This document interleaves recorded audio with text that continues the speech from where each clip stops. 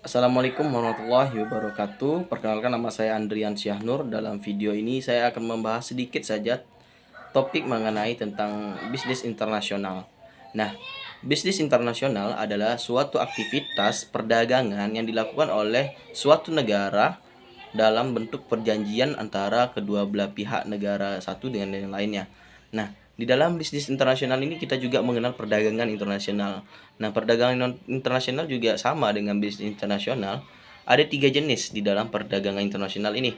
Yang pertama adalah perdagangan bilateral, multilateral, dan regional. Bilateral adalah perdagangan kerjasama, suatu bentuk kerjasama bisnis antara satu negara ke negara lain, antara dua belah pihak. Nah, yang mana tentunya sesuai dengan kesepakatan atau perjanjian bersama. Adapun multilateral adalah bentuk kerjasama aktivitas perdagangan antara satu negara dengan negara lain tanpa adanya batasan-batasan dalam suatu negara. Artinya, dia bisa mengekspor atau mengimpor ke barang-barang itu ke luar negara di luar dari batas-batas negaranya, seperti dari Indonesia ke Eropa dan sebagainya. Dan ada namanya bisnis perdagangan regional.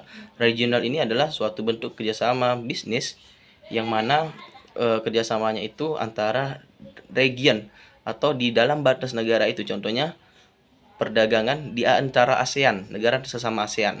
Nah, negara sesama ASEAN inilah yang namanya regional. Kemudian ada nanti namanya Uni Eropa dan lain sebagainya. Dan apa manfaat dari bisnis internasional ini? Yang pertama adalah yang pasti menambah devisa negara. Yang kedua tentunya menurunkan tingkat pengangguran dan meningkatkan tingkat kesejahteraan. Yang ketiga adalah dapat menstabilitaskan harga dari kegiatan ekspor dan impor.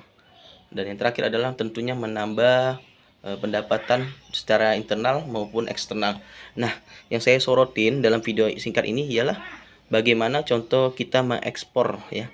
Yang saya soroti adalah kasus seperti minyak goreng. Nah, sebelum kita mengekspor, ya, sesuatu itu pasti harus dipikirkan, dan sebelum kita mengekspor harus kita memenuhi dulu, menurut saya, memenuhi dulu dalam memenuhi kebutuhan dalam negeri. Nah, jangan sampai kita mengekspor tetapi kebutuhan dalam negeri saja kita tidak terpenuhi. Contohnya minyak goreng. Nah, minyak goreng itu kita rupanya diselidiki mengimpor, dan di dalam negeri sendiri kita kesulitan mendapatkan minyak goreng tersebut, sehingga ibu-ibu dan sebagainya, pedagang-pedagang kaki lima kesulitan. Nah, itu yang tidak boleh terjadi. Mungkin itu saja video singkat dari saya. Apabila ada kekurangan, mohon maaf. Assalamualaikum warahmatullahi wabarakatuh.